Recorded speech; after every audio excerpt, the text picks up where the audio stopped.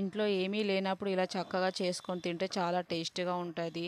ఇంట్లో వాళ్ళని ఇబ్బంది పెడుతూ మనం ఇబ్బంది పడకుండా ఇంట్లో ఉన్న వస్తువులతోటే ఈజీగా చేసుకోవచ్చు. పచ్చిమిర్చి లేవు, టమాటా లేదు, ఎలా చేయాలి ఏంటిది అని అయితే చాలా టెన్షన్ పడతాము. అవసరం లేదు.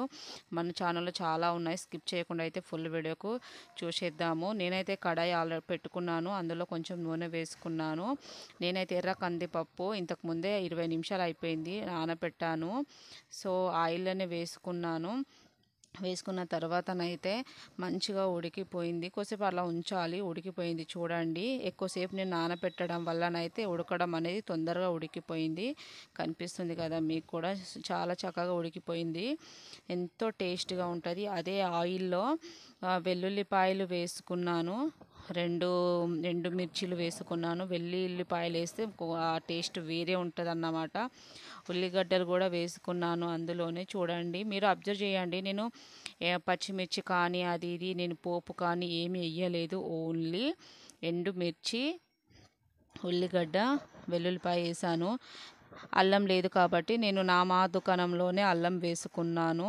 కొంచెం అల్లం అయితే ఎక్కువ వేసుకున్నాను.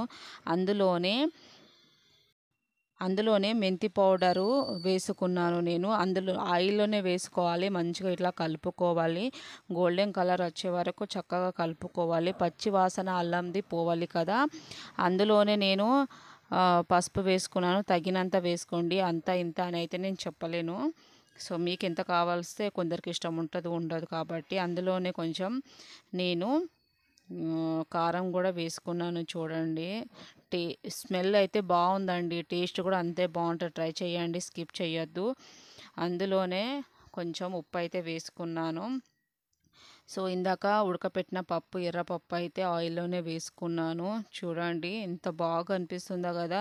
బాగా కనిపించడం కాదు, తిన్నా కానీ చాలా టేస్ట్గా ఉంది, సూపర్గా ఉంది. నేనైతే అలా చూస్తూనే ఉండిపోయాను. ఏందబ్బా కలర్ ఇలా వస్తుంది, టేస్ట్ ఉంటుందా లేదా అని అయితే చాలా కంగారు పడ్డాను. ఎందుకంటే మా ఆయన అయితే ఏదో ఒకటి చెయ్యి, ఈరోజు మండే కదా, సో ఈవినింగ్ అయితే తెచ్చుకుందాము కూరగాయలు అన్నారు. ఎలా ఉంటుంది ఏంది అనేది భయం వేసింది, తింటాడో లేదో అని. కానీ సూపర్గా ఉన్నది. సో అందులోనే లాస్ట్ కట్టే అయితే నేను ధనియా పౌడర్ కూడా వేసుకున్నాను.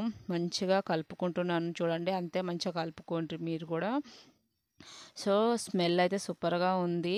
మన ఛానల్లో మంచి మంచి వీడియోస్ ఉన్నాయి. సో స్కిప్ చేయకుండా చూడండి. లాస్ట్ ఫైనల్గా అయితే కొత్తిమీర వేసుకున్నాను.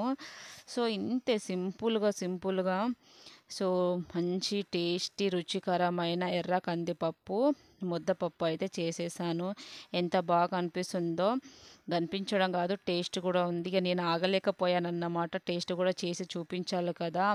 సో ఊరికేనే వీడియో తీస్తారు పెడతారు అని అంటారు. కాదండి, నేను ఆల్రెడీ సగం లాగించాను, సగం ఉంది.